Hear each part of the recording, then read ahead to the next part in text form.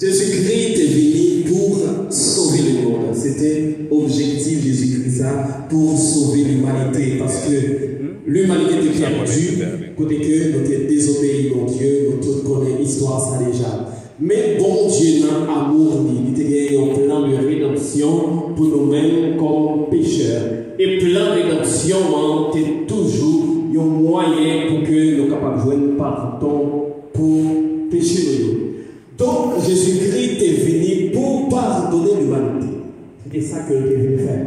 Quand il pardonnait l'humanité, il était venu pour qu'il soit capable de prendre péché l'humanité, retirer le péché, que tout le monde est fait pour que le prenne et justifier mon salut. C'est ça qu'il fait dans Luc, chapitre 23, verset 34, il lance ces paroles ça, après qu'il ait fini arrêté, il a fini maltraité, il a fini battre lui, tout le monde a bien idée de vengeance. Mais Jésus lui-même, comme étant venu pour sauver et pour pardonner, il a gagné une idée de pardon. Côté que dans Luc chapitre 23, verset 34, il dit Père, pardonne-leur car ils ne savent ce qu'ils font. D'abord, qui ça pardonner en général, d'une manière générale, parce que si Jésus a demandé pardon, il faut nous connaître qui ça pardonner en réalité. Par définition, on dit que le pardon est le résultat de l'acte de pardonner. La rémission d'une faute, c'est tenir une offense, une faute pour nulle et renoncer soit au plan personnel à en tirer vengeance, soit au plan général à poursuivre et à punir les responsables. C'est ça pardonner. Donc, pardonner au monde, c'est un monde qui est coupable que nous pardonner. Si un monde n'est pas coupable, il est impossible pour que nous pardonnions. Donc, c'est un monde qui fait un bagage en réalité. Nous avons le droit pour te venger parce que le monde, ça lui-même, lui offensé, lui fait un bagage qui mal. Mais nous renoncer à la vengeance là. On dit, ça le fait nous considérer comme nul. C'est comme si on ne savait pas faire rien. Et puis, on choisit de passer à autre chose. Donc, on pardonne ça.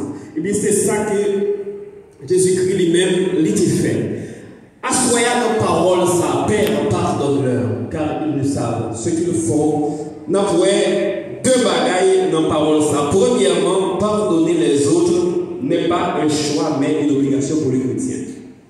Comme chrétien, ce n'est pas un choix gagné, on ne soit pardonner ou bien pas pardonner. C'est une obligation gagné pour que nous soyons capables de pardonner. Étant que chrétien, même Jean-Jésus qui s'est modèle, nous, il te fait d'abord. On regarde plus loin, est-ce que c'est vrai? En Matthieu chapitre 6, verset 14, mais qui ça dit? Si vous pardonnez aux hommes leurs offenses, votre Père Céleste vous pardonnera aussi. Donc, pour question pardon, pour jouer nous pardonner mon Dieu, il faut que nous pardonnions vraiment avec seul.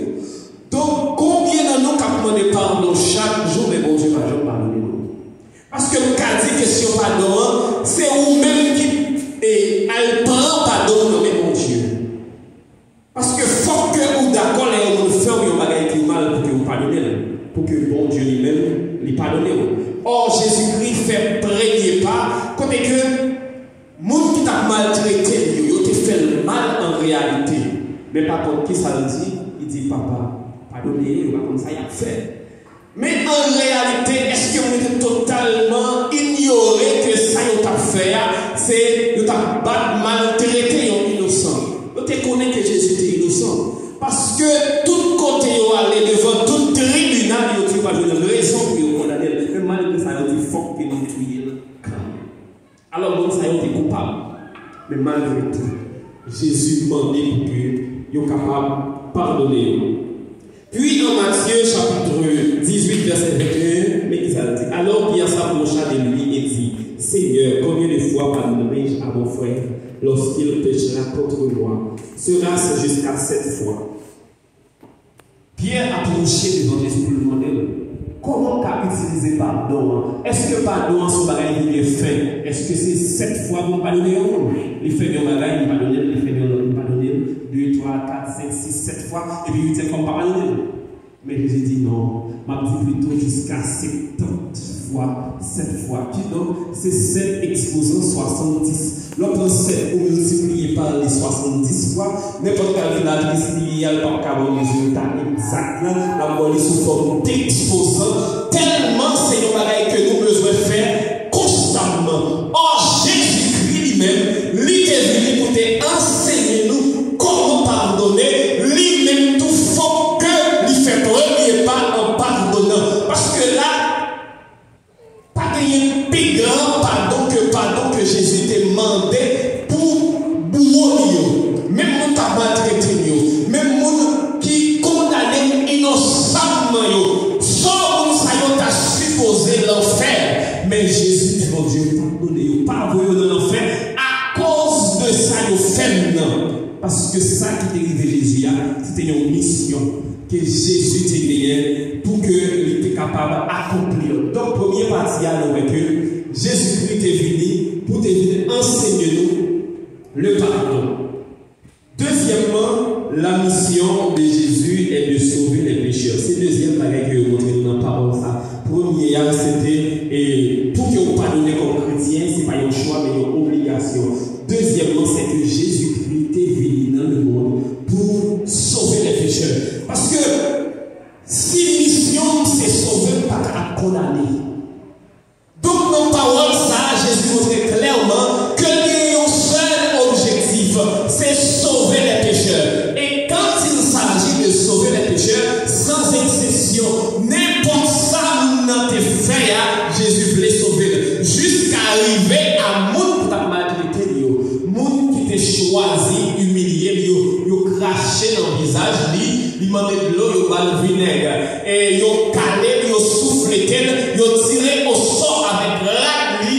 Donc, monde ça y a supposé mériter une punition qui a égal de l'acte que vous posez. Mais Jésus dit non, nous venons pour nous sauver, nous ne pas condamner. Donc, premier exemple pour montrer tout le monde que l'objectif pour essayer de sauver tout le monde, c'est le monde qui nous sauver en premier. Même le monde qui a maltraité, c'est le monde tout le monde a supposé à dire ah, si Jésus c'est Messie, le monde qui tue, pas de pardon pour tout le monde a dit ça. Mais Jésus montrait qu'il était venu pour sauver tout le monde. Il dit Père, pardonne-leur, car ils ne savent ce qu'ils font. Donc, même Jean-Noël dans 1 Timothée chapitre 1er, verset 15, Matthieu 9, verset 13 et Jean 3, verset 17, que la Bible montre clairement que Jésus-Christ est venu dans le monde pour sauver les pécheurs. Alors, Jésus montrait ça à la croix dans la première parole que lui prononçait. Il dit, Papa, pardonnez-vous parce que vous pas ça en fait. Donc, au même comme chrétien, on gagne deux missions. Première mission, c'est pour mener une vie de pardon. Et deuxième mission, c'est pour efforcer, pour sauver tout le monde, quelle que soit la condition, quelle que soit l'action que vous avez posée, mais ou même vous avez un seul bagage, c'est sauver. Dans n'importe situation, n'importe état, n'importe mode de vie que vous menez, ou pas gagner pour demander mon Dieu condamnation pour personne, mais vous gagnez pour que vous baillez tout ou même pour essayer de sauver notre monde. Même je le dis dans Luc chapitre 24, verset, Luc chapitre 14, verset 23, il dit c'est pour nous aller tout partout, à chercher tout le monde nous joindre, mais nous venir afin que ma maison soit remplie. Donc, nous gagnons une mission, ça comme chrétien, efforcez-nous tant pour Jésus pour que nous soyons capables de sauver les pécheurs.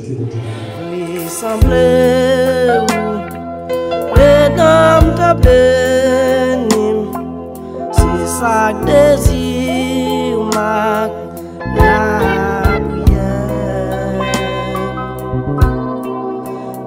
Puis en paix, ça pas intéressé, c'est seulement pour me sembler Seigneur.